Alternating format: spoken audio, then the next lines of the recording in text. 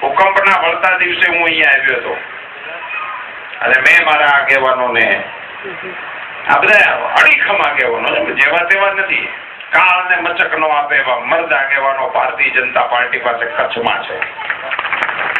પણ એમના આંખમાંથી આંસુ પડી જતા હતા.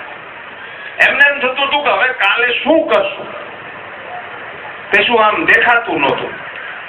લોકોએ જાત ભાતના નિવેદનો શરૂ કર્યા હતા કે હવે તો આ ફોલ્ટ લાઈન અહીંથી નીકળી છે એટલે ગમે ત્યારે અહીંયા તો આવું ખ્યાલ રાખે.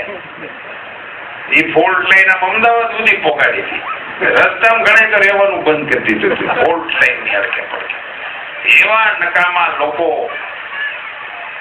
કચ્છ પછી વિખાઈ જશે, કચ્છમાં કોઈ ઉદ્યોગો આવશે નહીં, આવ્યાથી વ્યાજ છે, એવી કાગારોળ બચાવીને એવા આક્ષેપો શરૂ કર્યા કે કચ્છના ધારાસભ્યો અને પ્રજાનો તંબુ લઈ જાય છે.